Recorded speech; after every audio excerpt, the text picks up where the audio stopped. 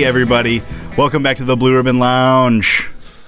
A Colt 45 and 2 zigzags, man, that's all you need to get your ear holes filled with the knowledge you didn't know you wanted to hear. Now hold the phone. Listen to this podcast of Matt and Dave down in the lounge talking about oil spills. Yeah. That's it, man. That's it. Now you know what you're getting yourself into. Right. We prefaced it. Perfectly prefaced. Perfectly. Yeah, oil spills, Davey. Yeah, this one I might be a little all over the place on. Yeah, that's okay. Because I was trying to think. There was another one we were doing. Maybe it was AI, where just doing the research creeped me out. Oh, yeah. Or made me feel like a certain way about corporations and, you know, the man and the state of the world. Yeah, definitely. Yeah, this one made me really depressed. Yeah. And there was like I was typing it out for my notes, and I was like, I'm just going to kind of make some of this vague so it's not too depressing. Yeah, because I don't want to get into whole money, corporate greed kind of Yeah, well, I was trying not to get into the effects on nature and stuff. Oh, yeah, that too. So I feel like I had to say this information for it to hit, but I was trying to keep it a little vague, just so as not to, trigger anybody a little bit too much. I can see that. I mean, I got some statistics about stuff. But by the time you're hearing this, folks, I'll be coming back.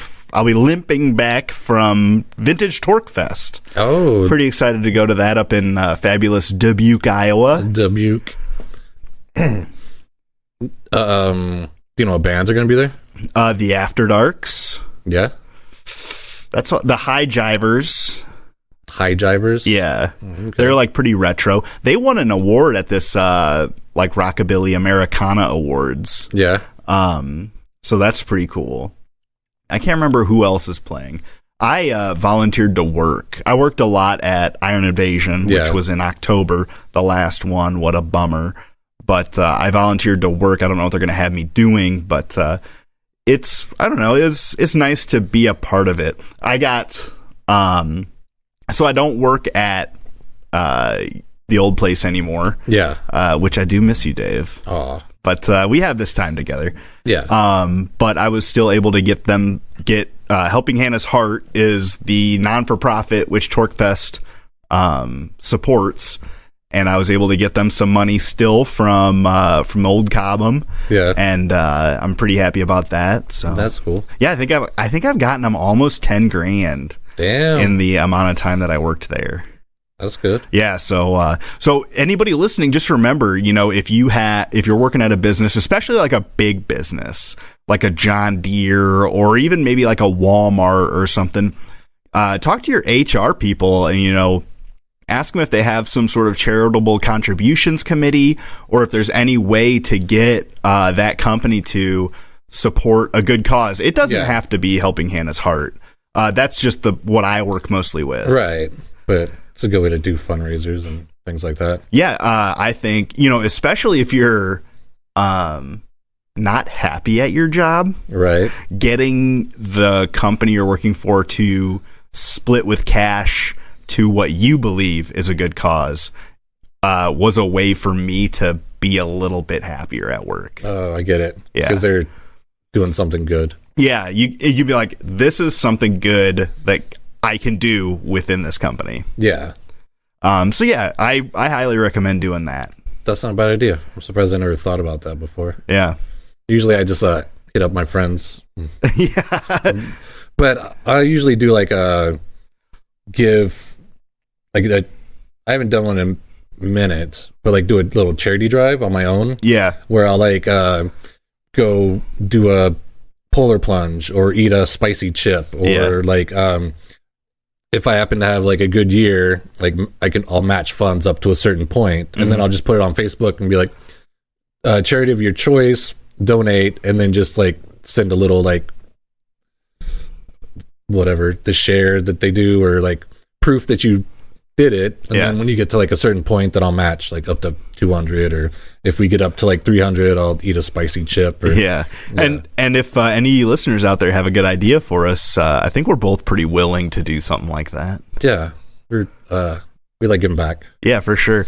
There is a polar plunge early in the year that my wife has done twice in a row. So if we're interested in doing that, it's up at the not Jumers anymore. I think it's Bali's. Oh, the casino. Yeah, the casino. And that Milan? Silva's? No. I think it's in either Rock Island or like maybe Andalusia. Oh, okay. But it's kind of out there on the highway. Yeah. Past Rock Island. And I did I show you the shirts that I got made? No. I got couple of Blue Ribbon Lounge shirts made. One was the spaceship. Oh, and one was the cow and the flying saucer. The other was the gypsy. Ooh, that's a good one. And I got a third one made that was an art that I just kind of whipped up, and it's like a wolf with money for eyes, and it says "Eat the Rich" on it. Oh, very cool. Yeah, and so I got those made up. I wanted to test out the quality first. Yeah. Because sometimes those print to ship, it was a print to ship type situation. And so I wanted to make sure that they were of decent quality, could withstand a couple of washes. Yeah. And other than the flying saucer one, which I accidentally ordered a small, doesn't fit me. Men's? Huh? Men's? Small? Yeah. Yeah. I ended up giving that to my kid, and I want him to wear it a couple of times before I put that one up. Yeah. But I'm working on getting like a full merch thing up, and also just some other cool designs that I think are cool, and just blasting a bunch up there, and maybe some of them will sell or something. Yeah. And so look for that soon, I hope. Hopefully before the 2-year. That'd be cool. And don't they do like package deals? Like if you get like a bunch of people to pre-order?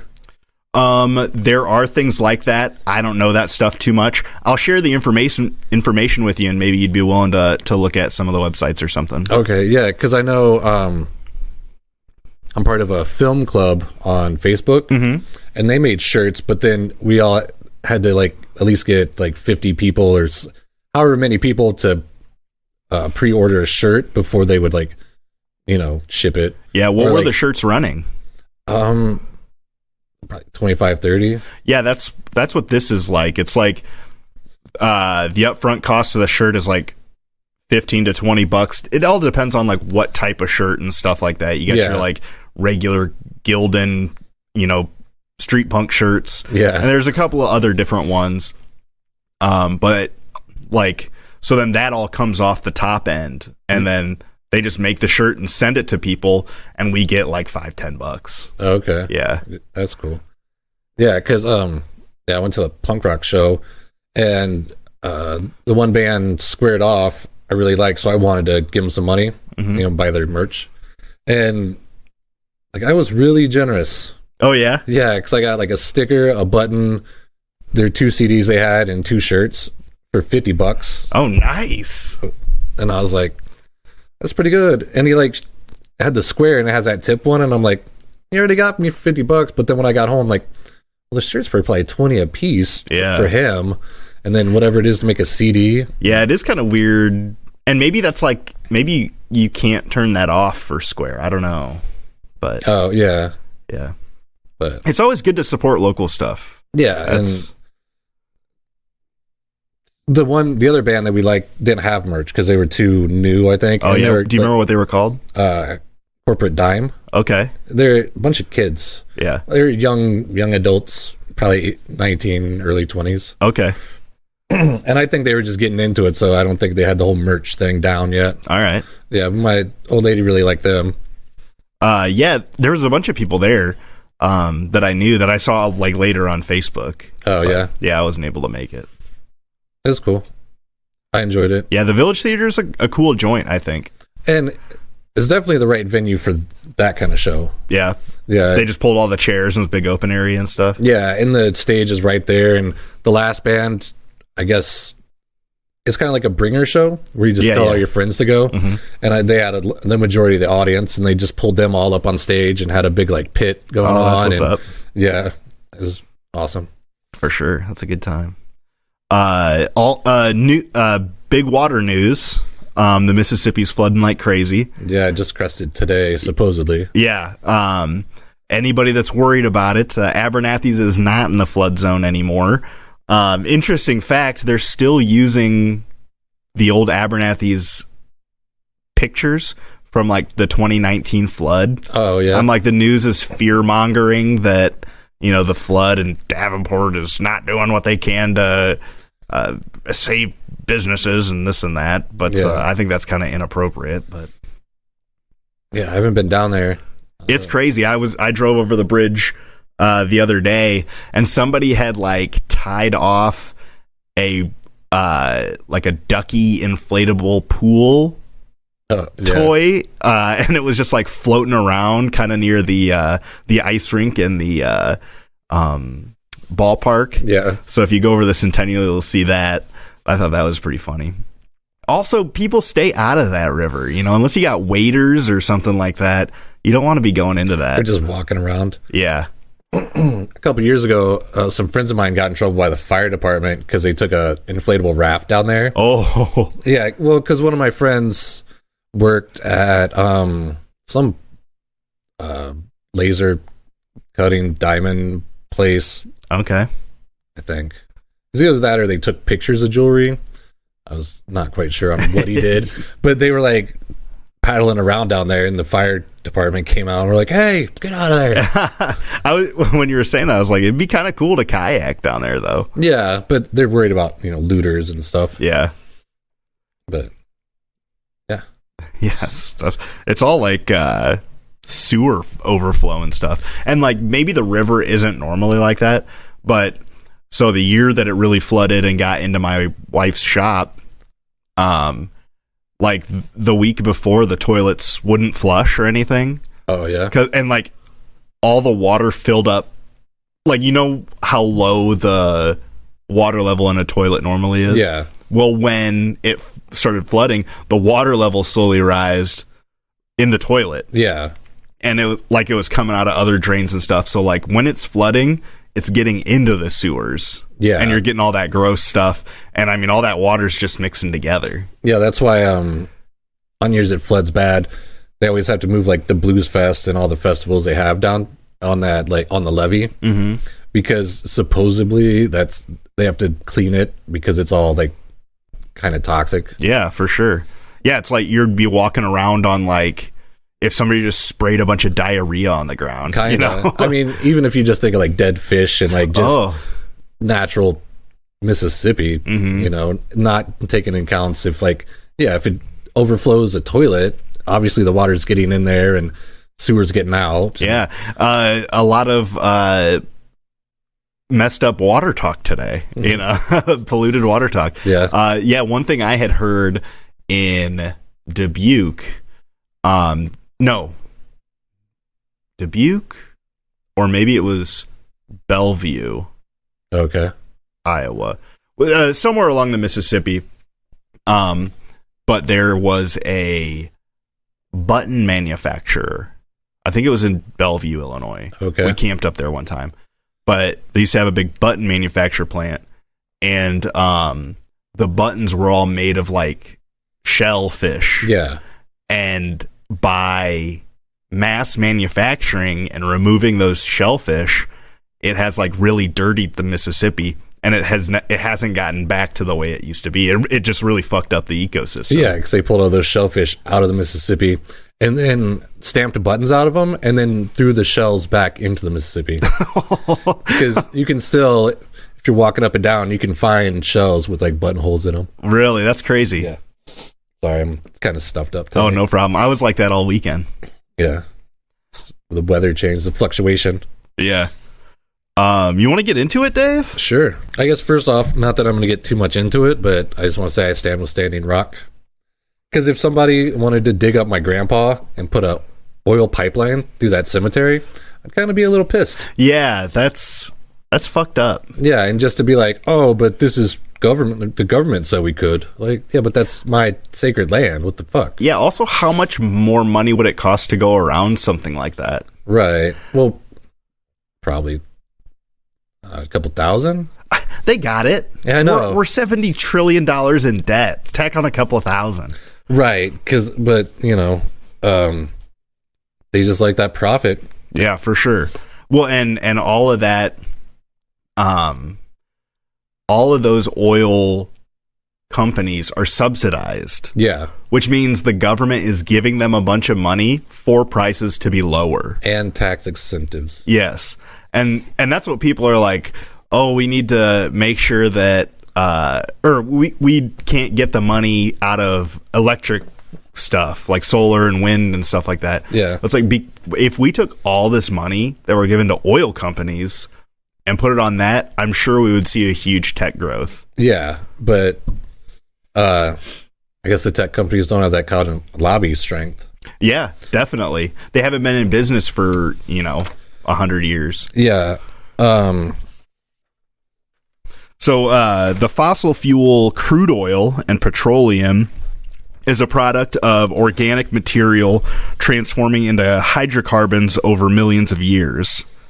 It's found mostly in deposits under the earth, but there have been instances where the oil has made it to the surface, and that's how, pre-industrial revolution peoples had found it and discovered it and used it before. Yeah.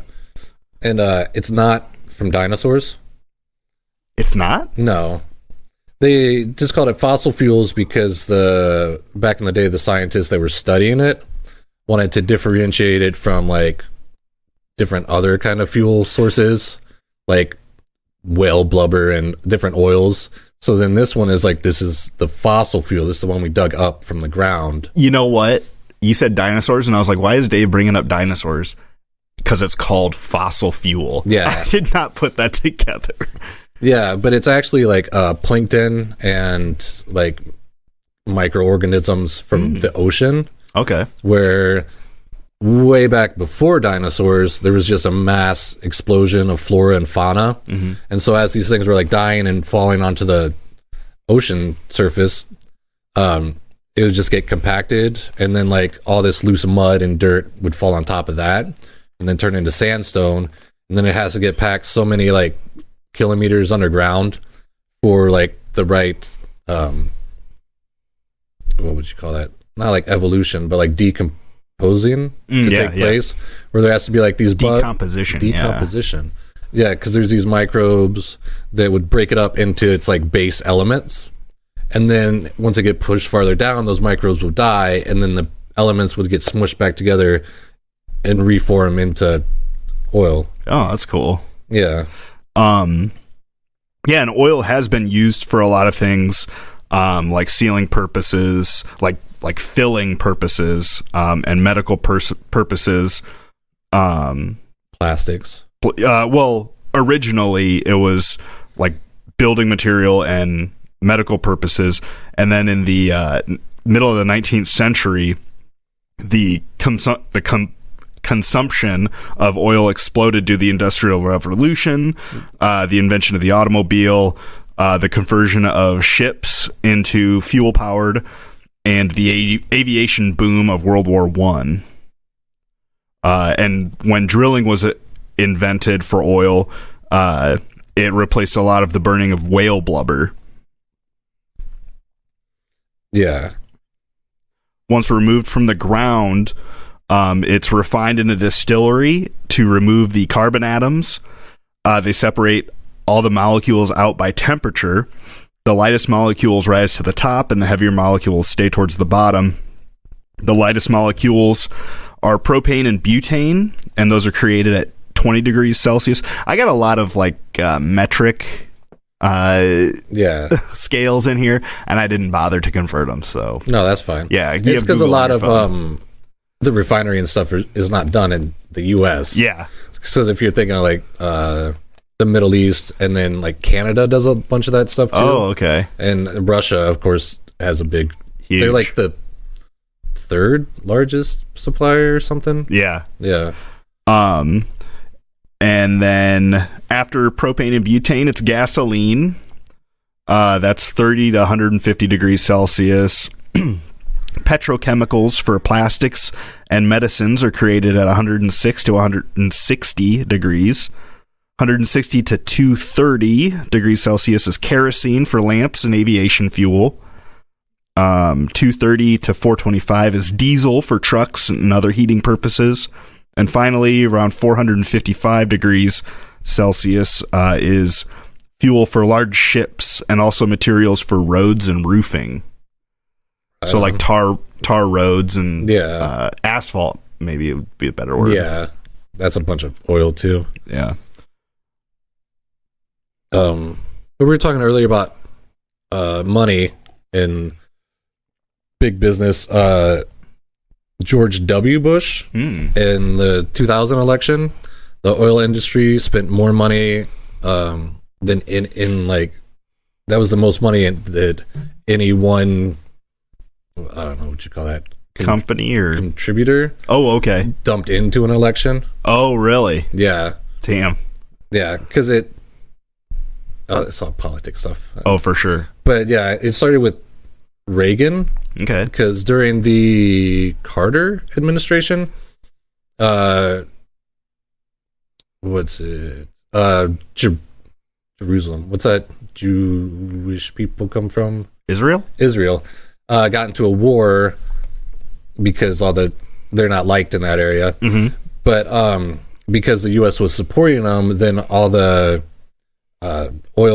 the Middle East oil companies, I forget, it's like OPEC or something like that, decided to stop producing as much oil. Mm-hmm. And so then it made the prices of oil or of gas skyrocket. Yeah. And then there was like a whole rationing system and a bunch of like cars lined up forever to get oil or get their gas. And so then when Reagan came in, his idea was deregulation. And then so a bunch of oil companies like Exxon and Mobil and like BP and Amoco, and they all like merged, and there used to be like 8, and then they merged into 4, and then actually became like a bigger conglomerate than the United Arabs. Yeah, generally a monopoly. Yeah, like almost. And then legally not, maybe. Right. And then when the subsidies things comes in, when they started producing oil and like drilling, they decided to keep the prices the same because the profits were bigger. Mm-hmm. And then so like you said, to be able to have a manageable price on gasoline, then subsidies came in to offset, the spending and make sure that their bottom line is still healthy. Yeah. Shout out to the mind control episode where we talked about light bulb manufacturers. Light bulb manufacturers? Yeah, was that? Maybe that wasn't mind control. But so the idea was all these light bulb manufacturers got together and made everything the same fixtures. Yeah. And then they also put lifetimes on their bulbs so that they would burn out and people would have to replace them. Oh, okay. Maybe that's mind control, or we're talking about that. What's that called? That built-in obsolescence or something like that? Yeah. And wait, and you know what? Maybe was Mind Control the Justin X's first one? Yeah. Yeah, I think it was with Justin X. And and you know what? After the episode, I think there was a few things that maybe I got a little off topic, but well, that's fine. Sometimes it's nice to rant and circle around. Yeah. But yeah, check that episode out. Also, let's take a break. And Davey, you should come on the Jam Show podcast that me and Justin X do. And we should talk about all this politics of oil and stuff like that. Oh, okay. Yeah. If you haven't heard, the Jam Show is another podcast that I do, and it's a little bit more about current events and politics. Yeah, and self-help and stuff. Yeah. Well, I don't know. I didn't hear the most recent one. It was better than the one before. Did you actually get the book in there? Yes. Okay. Yeah. So yeah, if you haven't, check that out. Maybe I'll put a link somewhere. I don't know. Yeah, and while we're talking about that, you can always like and comment and subscribe to this podcast. Oh, that's true. You share with a friend, get it out there. Yeah. We you know what? We're always looking for new topics. Yeah. I think the next one we have set up, a big 2-year anniversary. Yeah. With podcast fan number 1. Right. And so we'll be doing that and more to come. Yeah. Bigger and better. Always. Trying to grow. So I did find the longest running oil spill. Yeah. Which was the Taylor Energy oil spill in Louisiana. Oh, circa 2004. Okay. So Taylor Energy was known for their generosity in the area. They weren't a big conglomerate like BP and Exxon and places like that. They were always trying to give back to their area. They focused a lot on youth education. During Hurricane Ivan in 2004, it created an underwater mudslide, which sheared the legs off of the platform and knocked over the oil rig, collapsing 500 foot to the bottom of the ocean, damaging the connections to approximately 28 oil wells. The structure is still underwater today. Yeah.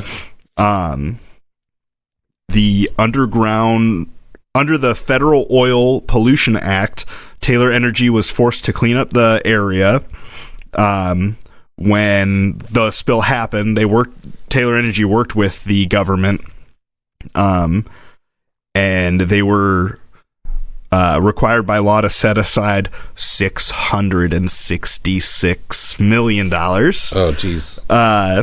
In a trust fund reserved for cleanup and any other damages. Captain Christy Luttrell was placed in charge of overseeing it. She was a captain in the Coast Guard. Taylor Energy concluded that after doing a bunch of work, they concluded that about 3 gallons of oil a day was spilling into the ocean, but they determined that any more work would damage the environment around it. So they got okayed to just let it go. Yeah. So they were okayed to let it go.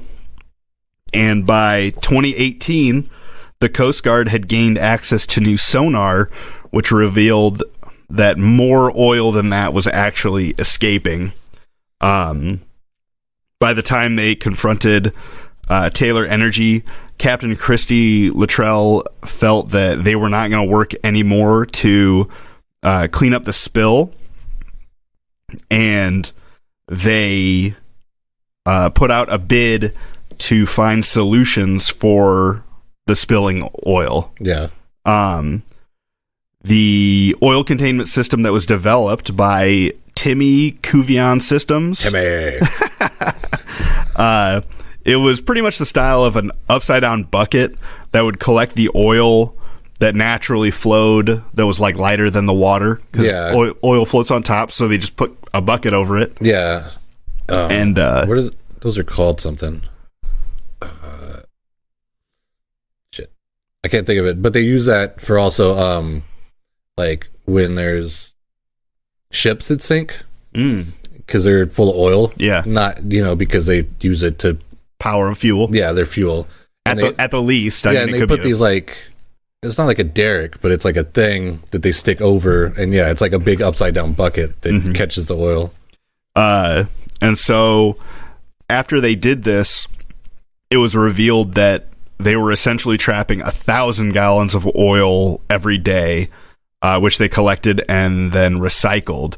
So the estimate of 3 gallons a day was either a blatant lie to get out of doing any more work, or a gross underestimation with like negligent poor math. Yeah. Well, that was kind of like the Deepwater Horizon.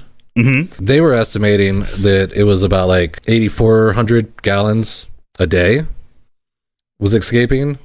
But then when an independent scientist was studying the pictures that they had of the oil coming out or leaking, he estimated it at much bigger numbers, and that pretty much every 4 days it was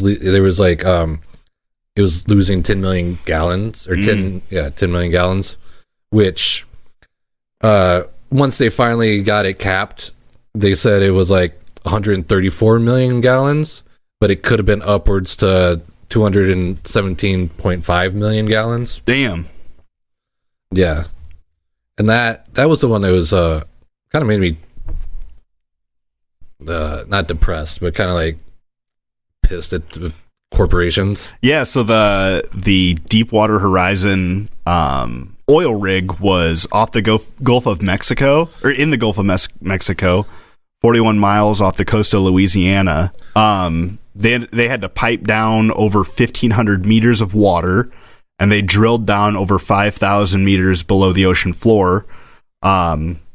Construction of the rig started in 1998 by Hyundai Heavy Industries, which is related to the car company, but also the world's biggest shipbuilding company, Hyundai. Production of the rig was paid for by Transocean, paying $340 million to construct, and then BP just leased the rig. Yeah. It was April 20th, 2010. Yes.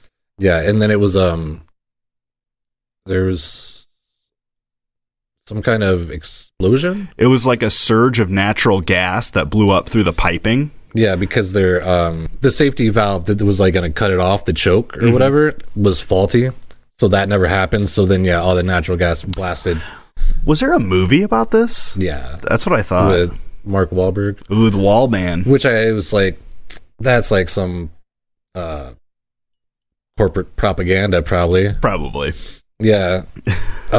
They funded the whole movie. I could see that. But like, I don't know how many people were on there, but 11 people ended up dying. Yeah, it sounded like it almost immediately killed 11 people. 17 crew members were injured, and then 115 people were rescued off of lifeboats and helicopters. Yeah, and the people they rescued, they didn't take straight to go get help.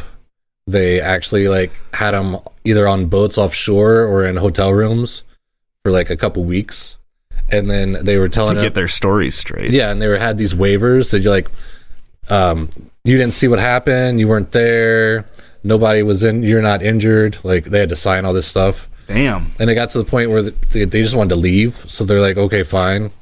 But then later on, after all this, how BP handled everything, they just started to be like, okay, well, look, I have a copy of this waiver they made me sign, and like it all came out that they like really treated them like shit. Yeah, and that they didn't even know how to like start to go about cleaning anything up. So they would have a bunch of volunteers and like boat captains and stuff. They're like, okay, we want to go out there and we can this one guy was saying that they had figured out the skimmer and they were doing really good and they're pulling a bunch of oil out, but then they would be like, oh, but we need you to go check on this buoy, or we need you to go check over on that. And he's like, why can't we just keep doing the oil cleanup? And then what they ended up doing is using a lot of dispersants, which they would just spray on the oil slick, which a dispersant just breaks it up and makes it a smaller particle. It causes it to sink to the bottom of the or it makes it heavy and it sinks. So, and like, there's two things with that. Is like the dispersant made it okay. So like 134 million gallons, but then with plus you spray like another 50 million gallons of dispersant on top of that. You're just like, and they're like, well, the dispersant is no more toxic than the oils, but you still have more. You're like almost doubling it, right? And it's like the perfect way I heard about these oil spills is like nothing they really did was a net positive to clean it up. It was just like a better negative. Yeah. Like they just said it's better for the oil to be on the bottom of the ocean as opposed to the top. Right. And a lot of it was like they just wanted to make it disappear, out of sight, out of mind. Yeah. So they sink it. So if you're out there on a boat, you wouldn't see it. This one boat captain was like, okay, we knew there's a slick over here and we could be over here, in these different, and he knew how the tides were. And he's like, and then the next day we just happened to go by and it's like, it's just a bunch of white bubbles and stuff. He's like, the oil slick just disappeared. Yeah. And that was after the government was like, well, we don't know what this dispersant does, so let's just keep skimming. But then they were like flying at night, because there were also boat captains. They were like, we had friends that were out there at night, and then we're not going to say their names, but yeah, they would be like, they'd get on the radio and be like, hey, stay in your cabins, we're flying over, and they would just spray this dispersant just all over the place. Yeah, and that's like you were saying about the government. The agreement between the government and these oil companies. Well, one, the government leases the land to the oil companies, and it sounds like another company is leasing the rig almost. Right, but everybody's got their finger in the pot. Yeah, but a lot of these agreements were that the oil companies do all the tests and they do all the like calculations. Yeah. And they present it to the government.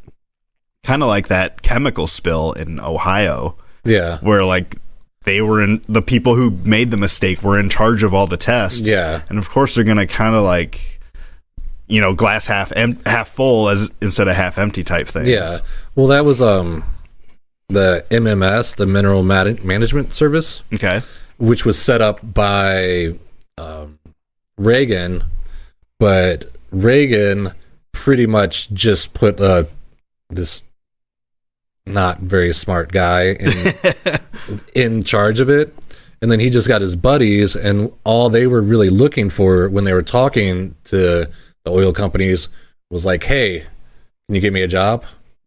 Like, yeah, and then so they would just be like, and the oil companies would be like, well, who knows better how to regulate this except for us?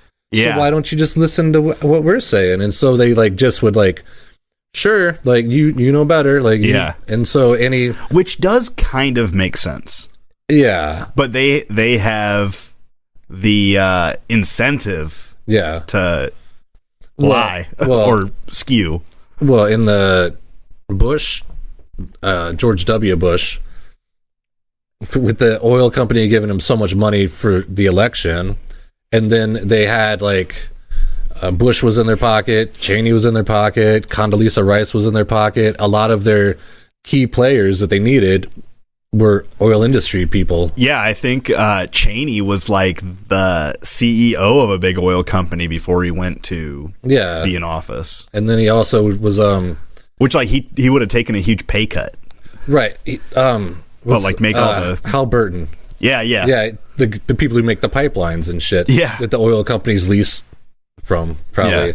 Yeah. And and that whole administration like deregulated pretty much the MMS were not like guard dogs, but lap dogs is what a lot of people said. And a lot of them, they would go to these like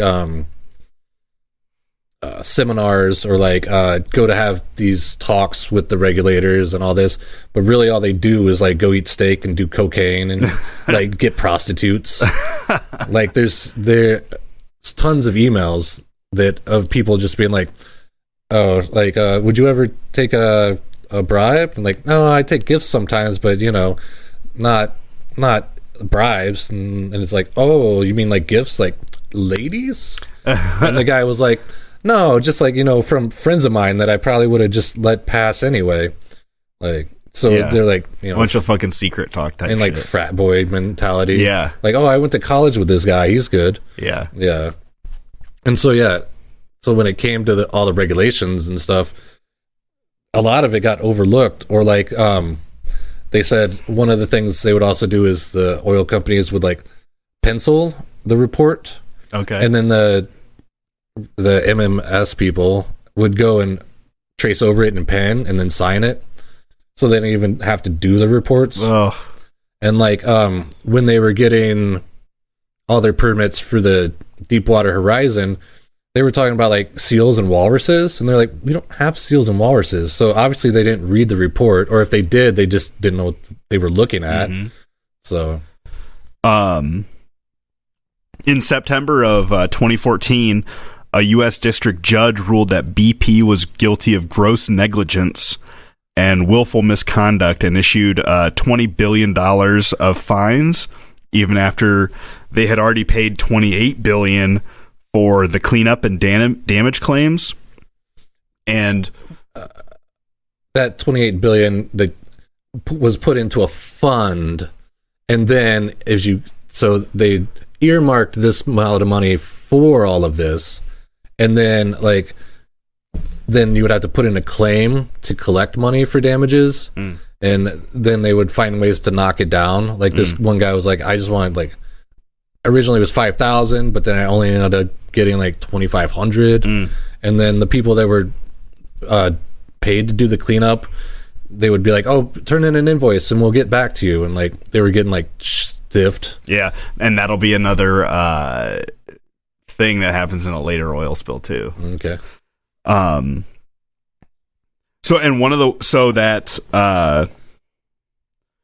Deepwater Horizon, that leak ended up covering over 2,000 kilometers of shorelines and coral reefs. Estimated thousands of animals were killed. One of the good things that kind of came out of it was this non-for-profit this non-for-profit called Matter of Trust. So for cleaning up spills, they use the chemical that breaks it down and the chemical dispersants, and they also tried skimming and then also burning off. Yeah, they do a lot of that on all sorts of oil spills. Yeah. In 1989, Phil McCary, a hairstylist from Alabama, he saw the Exxon Valdez oil spill in Alaska, showing the otters covered in oil, and that the water around them was slightly cleaner. As a hairstylist, he noticed that people wash their hair to clean the oil out and put it together, that hair absorbs oil. 10 years after figuring this out, this Lisa Gautier partnered with him to start Matter of Trust. They determined that 1 kilogram of hair could soak up about 5 times its weight in oil. They started making booms, which were hair filled in nylon stockings. Yeah. And then they started moving towards hair mats, which are essentially front door rugs made out of human hair, animal fur, and fleece. And so they started making these rugs. They've been making them since 2000, sourcing mainly hair from salons. In 2010, the Deepwater Horizon oil spill happened, and they were shipped a ton of hair for people trying to donate. They had filled up 19 warehouses of about 100,000 square feet each. They ended up not being used on the oil spill itself. Scientists determined that the hair booms weren't as effective as booms made from polypropylene, an oil derivative. The hair booms would fill with water and oil and then sink to the bottom. Yeah, I can see that getting really heavy. Yeah, so they couldn't pull them out. But the booms and the mats were instead used to protect beaches where oil was washing up to. Okay. So then you just pick it up off the ground. And then, so after that, the Air Force also tried testing them to manage chemical waste on their bases and contaminated water reservoirs. And then after soaking up the hair, the mats can break down and into compost, but it takes a super long time. So they're working on the cleanest incineration as possible. I don't know how far they've gotten on that. Okay. You would just need a bunch of scrubbers or something on your output. Yeah. The patent on these machines was originally patented by Phil McCary But Matter of Trust decided to let the patent expire because this is something that should be offered to the world. And so now hair mat machines have been shipped to over a dozen partners around the world, including England, France, Switzerland, Greece, Tokyo, and Chile. Yeah, that's cool. Yeah. It's trying to find a light in all of this. Yeah, no, that's good, because you don't want to end with it being like, and 3/4 of the oil are still there. Yeah. Well, yeah, I should have maybe waited on that one. Oh, sorry. Well, no, because I was just saw a thing, and they were like, wasn't too long ago. So if that was in 2010, then like 10 years later, 2020, 2021, they did like a follow up, and some scientists like found like these like canyons that were like just full of like all this sunken oil. Oh. And they said there's like this huge like stream of it underwater from where it started, and they don't know how far it goes. Ugh. And then there are also a lot of the locals are still getting sick from all the chemicals and dispersants. And they went and tested, and like there's like 100 parts per million, like a lot. And one of the places they tested, like one of the first places the oil came to shore, when the scientists went to go do his test and added the chemical, the beaker exploded. Oh, jeez. And he's like, that's like, maybe there was like methane like presence, or it's just so many like oil, it just combusted. Yeah, there's so much stuff within oil. Yeah. Obviously, the butane, the propane, the gasoline. Yeah, all that stuff. But Exxon Valdez, do you have anything about that? Of course I do. Okay, that was like the first one that got brought into the public eye, especially since it was in Alaska and such like pristine beauty, and we just like opened up, dumped oil. Yeah. But that was in March 1989, and it ran aground on Bligh Reef in Prince William Sound, Alaska. This was a super tanker carrying 53 million gallons of oil. Yeah, it was. It could hold. Do you say how many? Did you say 53 million? Oh, because it said it could hold up to 50 million gallons. The extra 3 was its fuel. It could be, yeah, in 11 tanks. It was the biggest vessel ever built on the West Coast. But for a year, the radar hadn't worked properly, and it never got fitted with the boat. On the boat, damn, and it never got fitted with iceberg monitoring equipment. Which Titanic, which is probably one of those Exxon things where it's like, we'll just we got inspected, but hey, we passed because we know you got to. And that's the same thing that happened with that train derailment in Ohio. It like had brakes from the 1970s. Yeah, that like barely, like for those brakes, maybe they were good, but they should have been updated. Yeah, it should have been replaced or something. But it was Joseph Hazelwood who had 100. This guy sounds like a real winner. But he had like 138 IQ. And it's high? Is that high? I guess. I think that's high. He had a spotless record. And he got the Fleet Safety Award like 2 years in a row. Really? Yeah. This is stuff I didn't hear. Yeah, but back in New York, he did lose his license for DUI. Yeah. And they pulled into Port Valdez, I think is the name of the town too, is where the these oil derricks are that they fill up the boat with. And so everything was running good, and he's like, I'm gonna go and run into town. And Gregory Cousin was his third mate. He like, stayed up and checked on stuff. And he was also supposed to like take some time off, but he decided to stay and cover a shift. The third mate? Yeah. Okay. And so he'd only had like 6 hours of sleep in the past like 48 hours or so. Okay. And allegedly, when Hazelwood was out in town, he'd been seen having a couple drinks. Yeah, 3, maybe a sip off of a 4th. Yeah, but vodka on the rocks. Vodka on the rocks. You get something to eat. You're at the bar, Vodka on the rocks is a hard man's drink. That is pretty tough, yeah. But at like 9 o'clock, they took off, and a tug led them through like the hard parts, and then they navigated through the Valdez Narrows without any problems.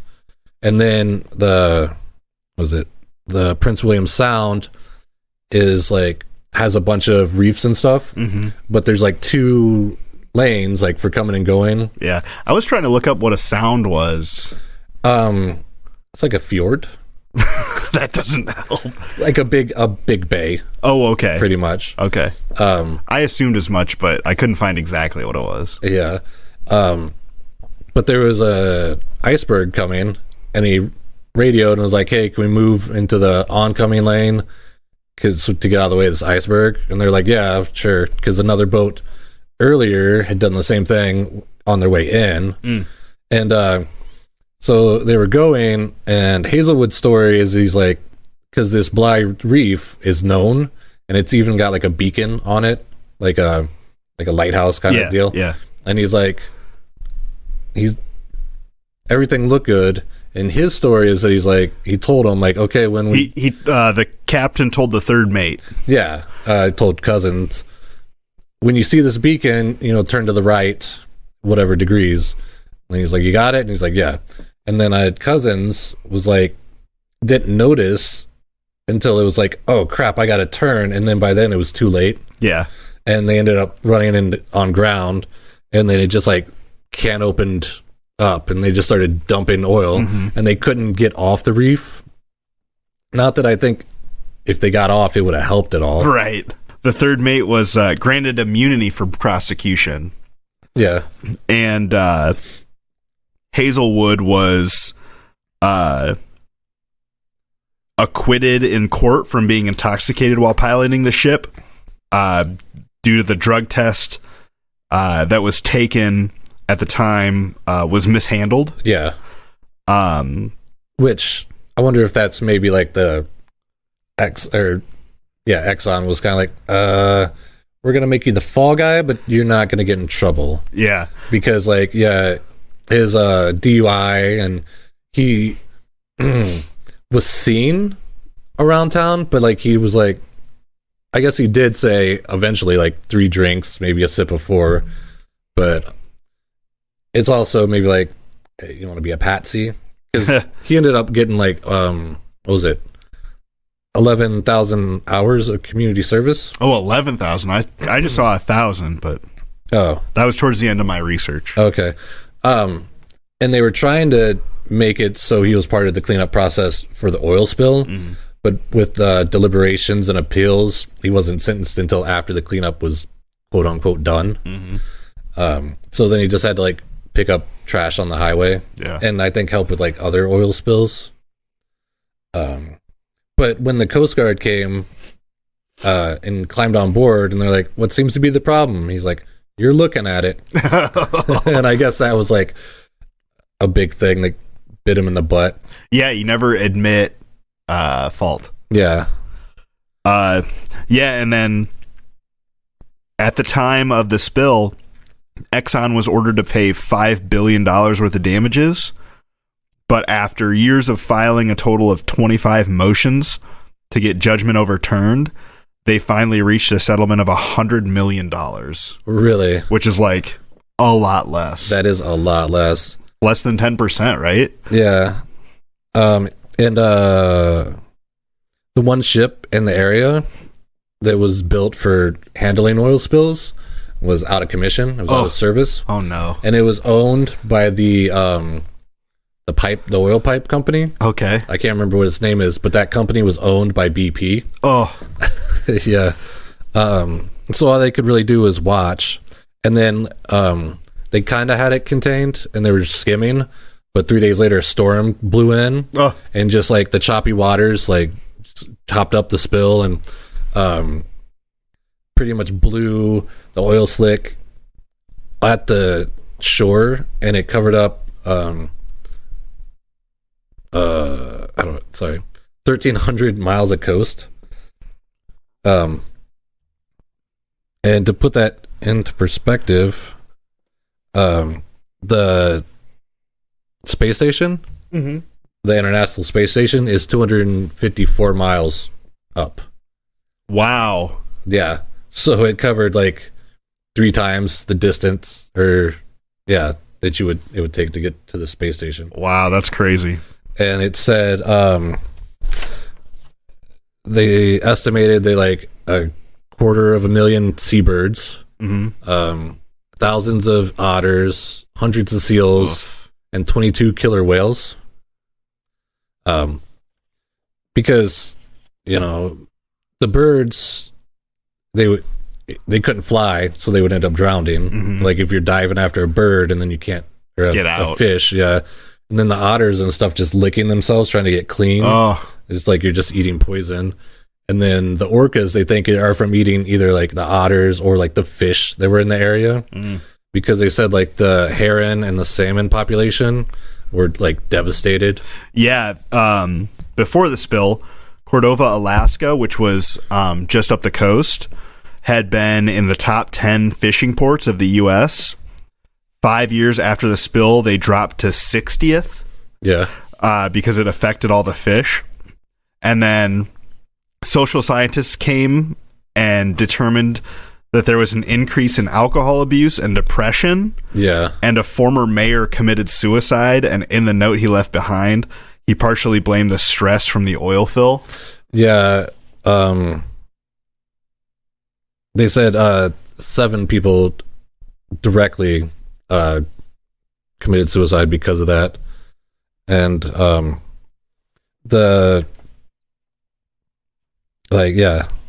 and so like the fish within the oil spill area, 23 species were affected of fish, and that's species, not like 23 fish. Yeah. And then 21 out of the 23 have yet to fully recover, and that's what's hurting their fishing economy. The oil is still affecting the fish, creating, like, by ingesting the micro amounts of oil, it's creating the fish to be poisoned and have defects. Yeah, and then they cleaned for 2 years until they were like, that's good enough, and didn't even get to most of the coastline. Yeah, there's still oil like leaking up from underground. Yeah, because it would like pool in these like, it would collect in like these hollows or whatever. And I saw a thing and it was like 2019, and the guy's just walking on the beach turning over rocks and being like, this is oil. Yeah. Still.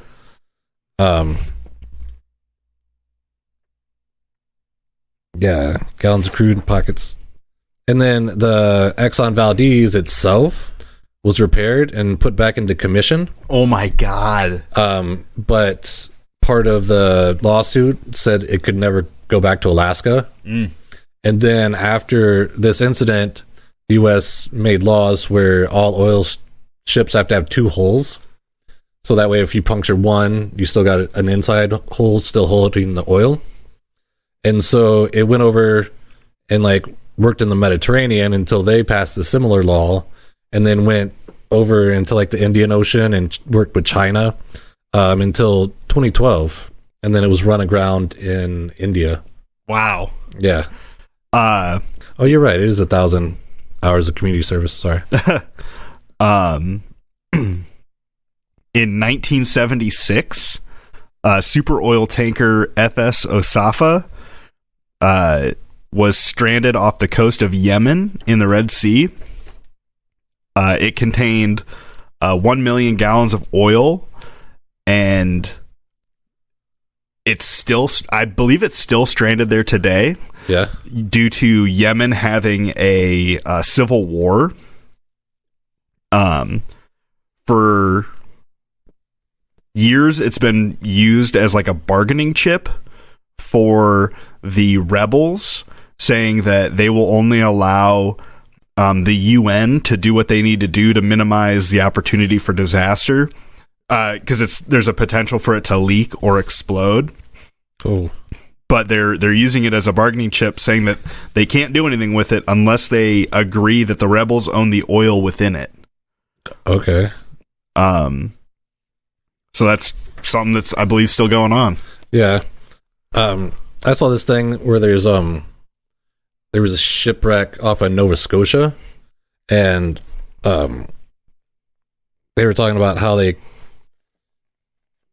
the government just went down and fixed the hole, so like the fuel couldn't leak out. Mm-hmm.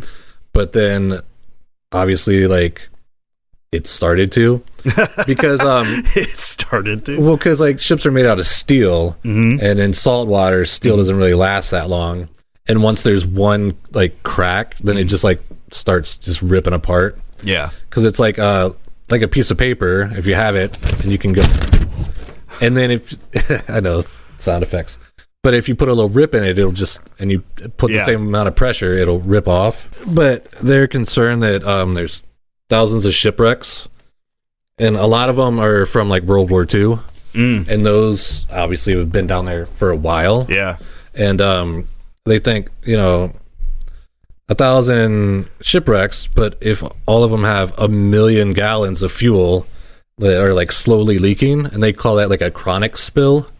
So you don't necessarily notice it as like an oil slick, but it's like kind of like slowly poisoning the environment. Mm-hmm. And they do have a fund to like help clean this stuff up, but if the shipwreck has been down there for longer than 5 years, it's up to the government to have to take care of it. So then it's up to the taxpayers. Yeah. So speaking of that, like kind of lower level, I'm gonna say oil spill. There's just like oil spills that you don't consider, right? Like you were talking about the Exxon spill being like the first one that was brought to the public attention. Yeah. One thing I had heard, this matter of trust is focusing on oil spilled from vehicles. So the oil drips onto the street, and that mixes with rainwater, and that goes into storm drains. Yeah. And that estimates to be 180 million gallons per year. And that's 16 times the amount spilled by the Exxon Valdez. Yeah. I saw that too, and it was like did you say who did the research? I didn't say who, or I don't know who it was. It was brought to my attention from this this non-for-profit hair people. Yeah.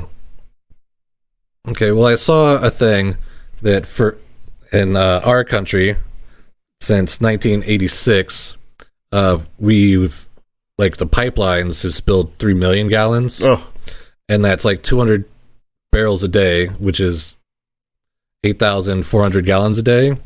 And they're like saying that what did you say, 180 million gallons of oil a year from cars. Yeah. I feel like maybe that's one of those, you got to see who the backer was for these studies. Oh, because that seems like a lot. But then again, if you go to any parking lot, there's so much oil just like on every parking spot has oil drips. yeah. Well, yeah, and we were just talking about the flood, and it's up over roadways and parking lots. Right. So it's just, as it goes back down, it's just going to collect all that water, like, or all that oil with it. We've all seen that at parking lots when it rains, and then there's that like sheen. Yeah. An oil spill, when it first spills, and it is at the surface, it's called a slick. Yeah. And that's what they call it on the road, an oil slick. Yeah. And then as it disperses, they call it a sheen. Oh, okay. So it's like two different levels of how much oil is on the water, I think. Because like a slick is kind of like that rainbow kind of color. Yeah. Yeah. And then I think that's a sheen. That'd be the sheen? Yeah, a slick would be like a darker color. Yeah, like oil is on the ground. Yeah. Yeah, like 007 oil slicks. Yeah, like what's all over my garage. You just every time you cut your beard, just put a little hair down there. Hey, that's a good idea. It's better than cat litter, I guess. Yeah. Yeah. I have some statistics. The number of spills greater than a barrel of oil, which is 42 gallons in 2018. Chevron, which is a U.S. company, had 67 spills, France's total for the whole country was 74. BP 124, which this is for 2018, and they're just saying like the number of spills. They're not saying how many gallons. Yeah, but BP is the largest polluter in the United States. The Royal Dutch Shell, which is UK, is 203. And BP stands for British Petroleum, I think. Yeah. So I wonder if it's a UK company, but they just run it over here. Yeah. They're not trying to pollute their own area. Right. Exxon had 333 spills, but the highest are the two Russian companies, but the numbers come from Greenpeace. Mm-hmm. So because you're not going to get it from the Russian government. Yeah, they're like, we're perfect. Yeah. Luke Oil had 1,508. Oof. And Rosneft had 4,253. And then China and the Saudi Arabia don't have any public data available. Of course. But in 2020, this place called Nornickel, which was run by Rosneft, they had 20,000 tons of oil spilled into a lake in the Russian Arctic North. And according to my conversions, this might be wrong, but that was like 14 billion gallons. Oh. But they didn't tell the public for 3 days. Oh, God. But they said, oh, no. As soon as it happened, we told the government. But even then, like, there wasn't a press release until 2 days later. Yeah. And they were forced to pay $2 billion. Yeah. Which was the biggest payment in Russia for environmental damages. And paid people to come clean up. And, of course, like, underpaid them. Yeah. And the people that lived in the nearby town got a compensation, which was, like, I don't know what he said, like 26 rupees. And which pretty much, he's like, that equals, like, 2 good bottles of vodka. Yeah. And they got, they did the cleanup, and they're like, oh, yep, it's satisfactory, like, after 2 years of cleaning. But with the internet and, like, activists and stuff, even now you can go down there and the river is still red from all the fuel oil. Ugh. That's still just like in there. And where'd you say this was at? Isn't Russia? Yeah. Because Russia, according to the Russian Ministry of Energy, there were 17,000 leaks in 2019, mostly from pipelines. The Russian pipeline stretches for 32,953 miles, which can go around the Earth once plus some. Oh, God. Yeah, and so 1,700 leaks in 1 year is roughly one leak every half hour. Wow. Yeah, it's just crazy just how much you don't think about that kind of stuff. Yeah, I mean, it doesn't affect your day-to-day unless you live in an area where it happened. Yeah. Because I remember, I think when it was the Exxon, when was Exxon? 89? Yeah. Maybe it was the Deepwater Horizon then. That's 2010. Yeah, because I would have been 1 in 89. Oh, okay. But, so it must have been the Deepwater Horizon, where, like, I remember, like, Dawn was doing, like, we're donating to clean the animals, and you can donate money to help clean the animals. Well, it was actually the Exxon Valdez when they started donating a bunch of dish soap to help clean the animals, but then they were also doing a really big PA push. They still have one now that I've seen on YouTube where it's like a duck, and then they clean up the duck and then let it go back into the wild. Yeah. Yeah, that was the same kind of commercial that they were using back in the 80s when the Exxon thing happened. Yeah. Because I remember seeing those. Yeah. But that's as much as I've ever seen Yeah. Yeah, it doesn't come up unless it gets coverage. And how much coverage does it get? Yeah. Because a lot of stuff, like in Russia, they just don't tell people. Oh, for sure. Yeah. Russia, Middle East, China. Right. Like the places that don't have the good humanitarian aspect to them. Yeah. They just don't care. Like, I was a little off topic, but when Chernobyl happened, there was a bunch of concrete that Russia moved, and they built a town, and they used the concrete, and it turned out the concrete was full of radiation. So this new town they built was just full of radiation from Chernobyl. Oh, God. And they denied it for the longest time. Like, we don't know why you're sick. We don't know why you got a high cases of cancer. That's crazy. Yeah. That's all I had, Dave. How about you? Let me do a quick over. Like I said, I was kind of everywhere because when I was listening to this stuff, I'm like, man, governments suck and corporations suck, and are we really that bad? But then we do have, like, however big that plastic patch is in the Pacific. Yeah. Like 100 square miles or something like that. And actually, you know what? One thing I did find funny was when the Deepwater Horizon happened, the stock of BP fell over 50%. And the CEO, Tony Hayward, tried to downplay the spill, saying the spill was relatively tiny compared to the ocean. Oh. And he also said, like, after all this, like, the interviews and probably the paparazzi and stuff like that, he said something along the lines of, I'd like my life back. Oh, yeah. And then BP finally announced that Hayward would be leaving his role at the company. Yeah, I saw a lot of the clippets from his interviews, and he'd be like, I wasn't there. I didn't make the things. I don't know. Like, just being very, like, glib. Yeah, and what I had heard from that one, partially the reasons were, like, the concrete wasn't up to par. Yeah. And so the concrete company got part of that $20 billion fine. And then the whole thing was like 60 days or something, or maybe 6 months behind budget or whatever, behind schedule. Yeah.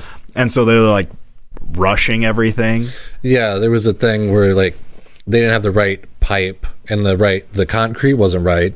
And they're like, we can fix it, but it's going to take 10 hours. And one of the higher ups was like, I don't have these 10 hours. We need these times money. Yeah. We were behind schedule. We can't do this. Yeah. And then fucking like a week later, it blows up. That's crazy. Yeah, it's crazy. Thanks for listening, everybody. Hope you found it at least a little interesting, if not too depressing.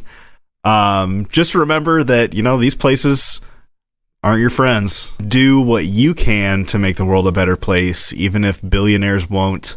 And be good to yourselves. Yeah, be good to yourselves. And remember, if you want the rainbow, you got to put up with the rain.